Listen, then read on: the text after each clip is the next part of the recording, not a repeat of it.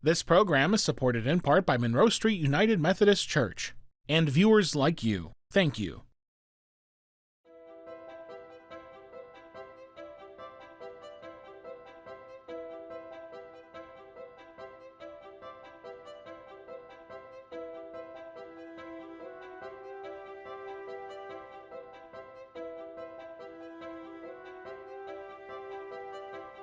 Methodism started really underneath John Wesley.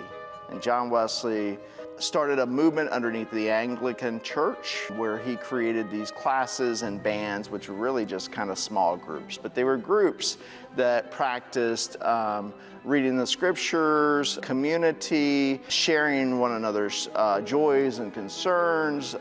He started this to build more community and to seek more holiness and to strengthen the church from underneath. So the term Methodist, it was coined Methodist, is because John Wesley was very methodical. He had books that you had to read. He was very methodical in his approach of teaching and even teaching his pastors and those who were underneath him. It didn't become a church until much later. It started as a movement and then eventually became the United Methodist Church. Well, when you ask about the history of Monroe Street, in a way you're asking about the history of Toledo. This neighborhood looks a lot different than it did 200 years ago. Becoming a church in 1825, we're on the ground floor of Toledo's development. In 1825, Monroe Street, UMC, was started by a circuit rider. Circuit riders. These are itinerant ministers who conduct religious services for congregations. Before there was a church building, there were church congregations. On the banks of 10 Mile Creek. That's where it all started. I mean, in 1825, the congregation held worship services in people's homes. Somebody invited them to their cabin to have a church, and that continued for about 50 years. Then eventually a building more downtown, that burned, and in 1925, the congregation, which was fairly large at that time, decided they needed a new building. The first 20 years we lived in Toledo, we lived between here and Toledo Hospital.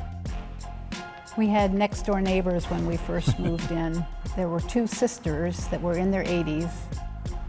Florence would say, we knew that church could never make it. And I said... Because it had moved so far out of town. Yes. That was yes, her line. Yes. They had killed itself because it had moved so far from out of town. They were still living on the farm. We were hearing it from somebody that was living when some of that, those changes were being made. Members of the church decided on the present location of Monroe Street United Methodist Church. Local people and others said, this is not going to be successful. You are way out in the boonies. There are not many people here. You're out in farm country, essentially. They built what is known as the old part of Monroe Street Church. It's what you see first if you're coming from downtown, minus the larger sanctuary and larger building, which was built in the 1950s and developed there. The beginning of the 20th century and leading into World War I, there was a tremendous growth. Major things happening. And so in keeping with that, religious development, outreach missions for churches, Toledo and Monroe Street, by being in its location, could serve a little different community than if we were right downtown. Monroe Street was the #1 church. It was packed. At one time, you would have attendance of 1,200 people. Monroe Street was sort of on the growing edge of Toledo when they built the building out here, and the church was overflowing with members.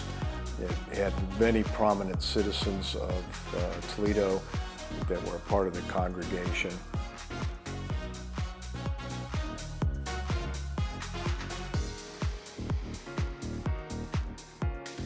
Back then, the choir had about 60 members, the adult choir, and there were 2 or 3 children's choirs of various ages. There were bell choirs.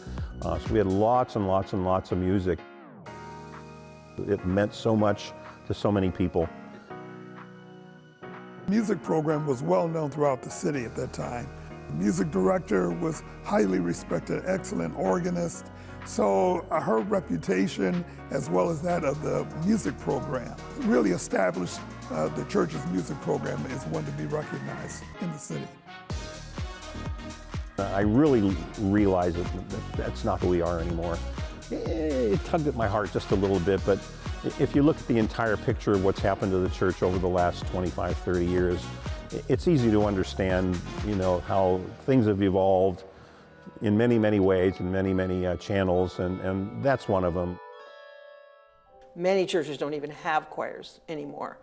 When everyone's here, there's probably 20 people.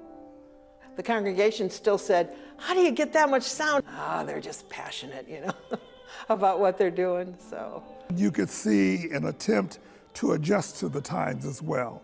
So in that sense, there was a little international flavor that was involved. There were spirituals, some light gospel pieces have been introduced. A real wise man once told me there are only 2 kinds of music. There's good music and there's bad music. And so we try to do good music. And I think music is important to the life of any church.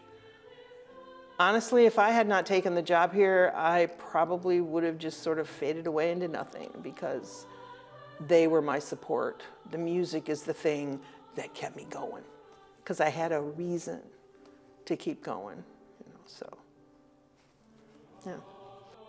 This church is actually trying to incorporate itself into what is happening in the larger community and in this neighborhood as well.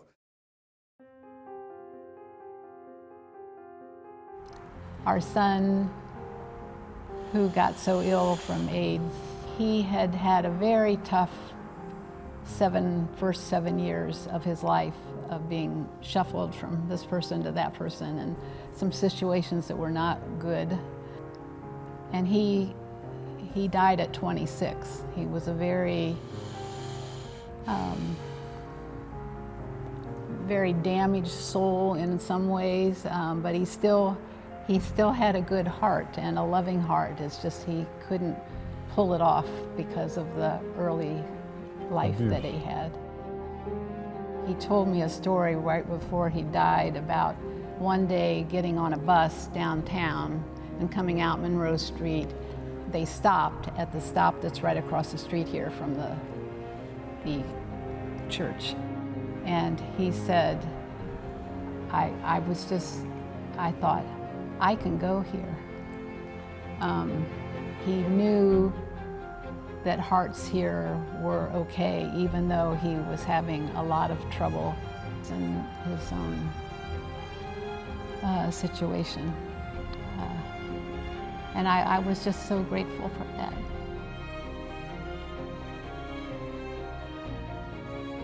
It's pretty clear who Jesus spent his time with when he was here, if you read the Bible.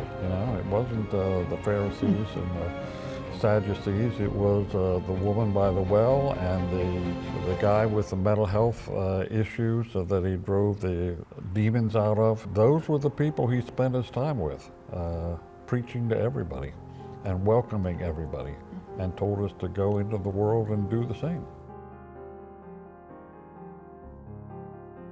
Urban churches all have been in decline with the growth of suburbs. It was very hard for urban churches to transition to the new neighbors that move into those communities, and Monroe Street was no different. This neighborhood was blended at that time. It was whites and some blacks, but the church wasn't. So that was a very challenging time for the church. And the church has begun to significantly see a decline in membership. Because of the culture of the church, it also didn't connect very well with the new community. Our world is constantly changing, right? Things aren't done the way they were done 200 years ago.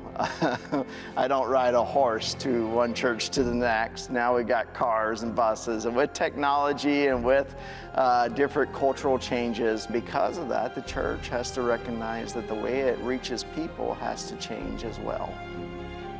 Whether it's a Methodist church or whatever denomination, if they don't really take things serious about connecting with the people around them, they're going to eventually die.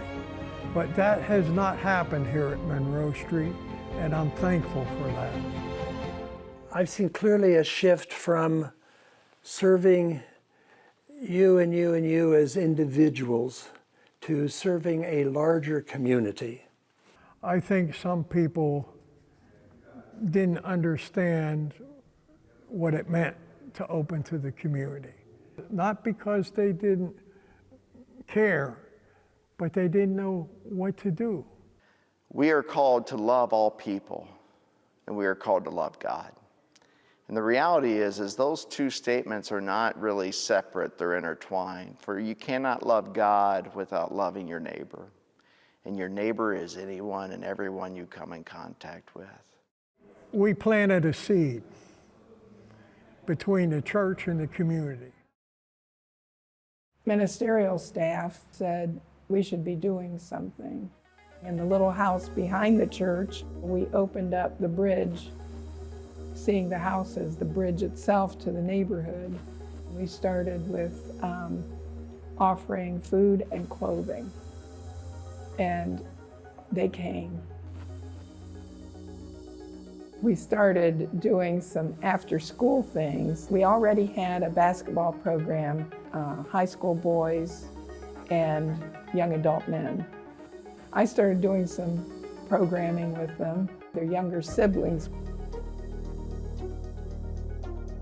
When I left to go to seminary, my daughter tried to keep me informed, but what she was telling me just didn't describe the reality of it. They were growing to what it is now, the Monroe Street Neighborhood Center. Delving into the history of the church, that was kind of a dream for many, many years, part of the vision for many, many years. This is a 100-year-old article from the Blade. The aims of the church are described as follows. It is pleasant to look backward, but practical wisdom shows itself in looking forward. We are forced by present growth to plan for the future. While thankful for the heritage of the past, we appreciate the responsibility of the present and feel that we must go on to still better things. You know, in my prayers, I pray for the church over there because they've done so much for me. These people hate these people hate those people. Will you ever change it? Will it ever stop? People need to unite. My acronym for WAR is World Against Religion, World Against Race.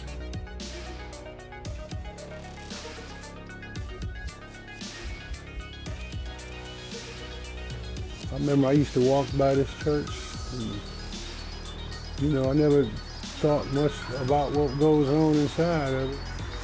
Some people introduced me to that food pantry. We've been there 200 years, and the last 50 years, it's reached out to this community. The invitation is there. They have all kinds of programs for the community. Somehow the word got out, I guess. Somebody asked me about these houses. I said, well, I don't have credit. And they just considered me anyway. I read a statistics where in 1973, the average home was 1,600 square feet. Today, it's over 3,000 square feet. We had this empty block next to the church, Bluff Street. Part of the issue is the new building codes. You can't build the same house on it of the same size that used to be there. Usually you have to have two lots side by side in the city to build a house on it. But a small house, a tiny house, you can fit on a traditional urban lot. Houses that lead to home ownership. And so part of rebuilding a neighborhood, you have to have stakeholders, you have to have owners. In the United States, the number one way people build equity is home ownership. There's no steps, that the doors are wide, that if you're in a wheelchair or have a walker, you can move around in your house. So Walter's been there a long time. People that live in those houses, that will live there 7 years, and at the end of 7 years, they'll be the owner of the house. It's not a requirement that they be involved with the church, but the church is right there. Plus, they have access then to the neighborhood center, so the neighborhood center resources are available to the neighbors. And we are now fully stocked with tools for the community to borrow. The tool library is open to the entire community. The idea is to really enable people to take care of their property. For me, my area where I feel I've been called to serve is in the environment. I've been involved with the garden committee since we started this garden, helped install 2 rain gardens to help protect the quality of the Ottawa River, incorporated the environment and care for creation into worship and prayer times. We have a duty to tend the land and protect it. The one about the mustard seed and growing, and Marilyn's better at that, the connection. She knows her Bible better than I do. Monroe Street, they are very supportive of using your own gifts in the way God calls you to use them. Some of this garden is available for members of the community to garden. But the rest of the beds we use to support the Monroe Street Neighborhood Center food pantry. We are currently inside the LaRue Auditorium. So this used to be the chapel area. We have 4 main programs at the Monroe Street Neighborhood Center. The Bridge, a food pantry, clothing, and small household items every Tuesday. We have a senior wellness program, exercise classes and nutrition and wellness programs for our senior citizens. Freedom School, it's a summer camp focused on reading, and it serves children ages 5 to 12. And then we have the Bluff Street Village. We have meeting rooms as well where sewing classes take place. We have some of our nutrition and wellness classes inside of our parlor area. There was a lot of discussion around should we close that end of the building, and to the point that it was actually brought to a vote of the congregation. Food costs, housing costs, just the cost of clothing is so high. And it's not just the people that walk through the doors of the church for the service, but we're spreading that mission and serving the community. As that's come full circle to fruition, while our numbers of members has diminished somewhat, the use of the building has exploded.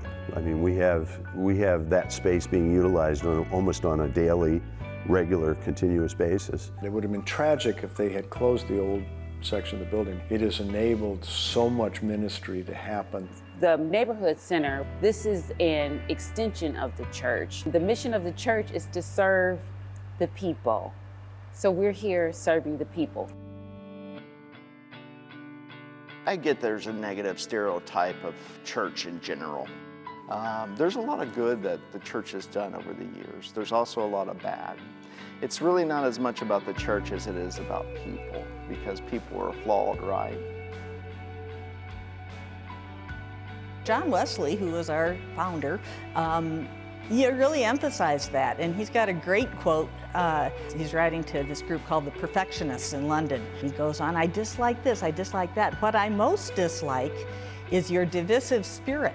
He also says that you don't have to agree with people.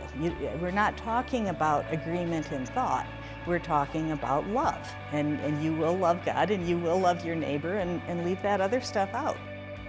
It has been apparent to me that all mystics from every religion, meaning that they are people who give themselves to a deeper spirituality, come to the same conclusion, and that is that God is love. We believe here at Monroe Street that God loves all people.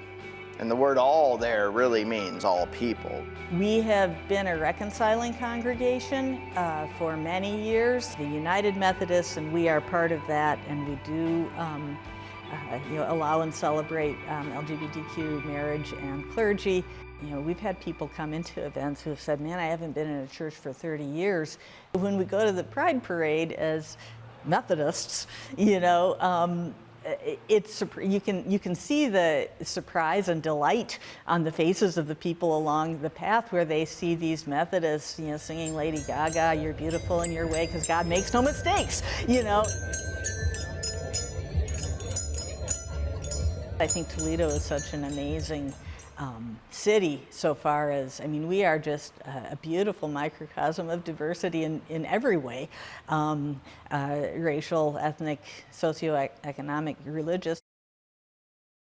If you exist, we see your existence and we want to honor that existence, and that's what being inclusive is about. Basically, I Googled churches near me that don't hate people. And this one popped up. And I said, okay, I'll give it a go. And I've stayed ever since. The faith I've grown up with and the faith that I learned about was all about love and acceptance, and not just love, but unconditional love. And that was really what I was searching for. I work as a mental health counselor, and one of the things that often comes up is religious trauma, unfortunately, where people felt alienated or felt dismissed by church communities or belief patterns. I've never seen or experienced that here. I don't know how much you've filmed around, but we do show up just as we are, and we just rock it and roll with it. For me, therapy and counseling was a calling for me.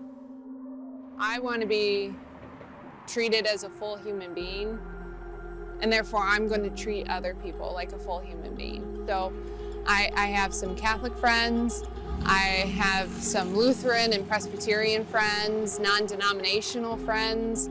I've got a pagan friend.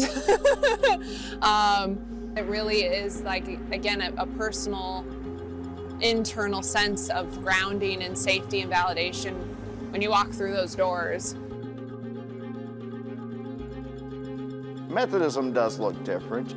For instance, one of the things that is different in the United Methodist Church that just happened recently is the taking of the non-inclusive language around sexuality out of the Book of Discipline. Before it said something like homosexuality is incompatible with Christian teaching, and we just recently got that removed from the Book of Discipline.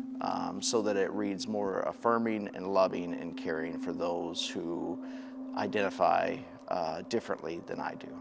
United Methodist churches are very diverse and they reflect usually the culture in which the congregation is located.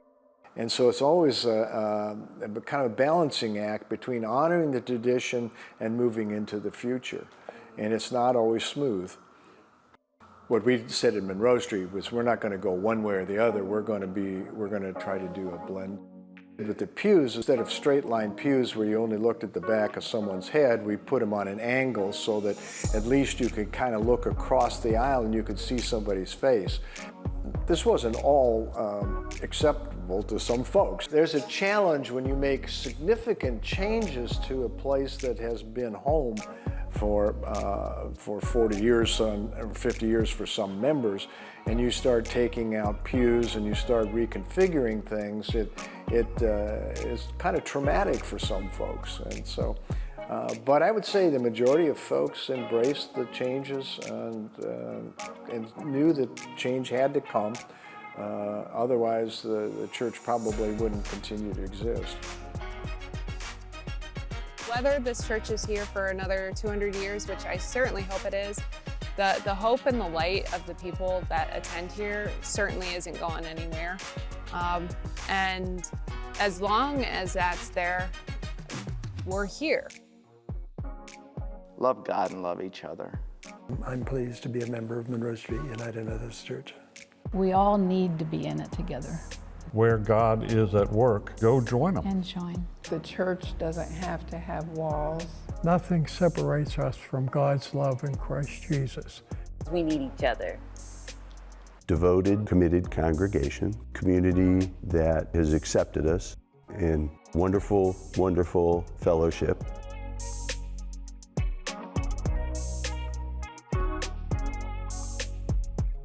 This program is supported in part by Monroe Street United Methodist Church and by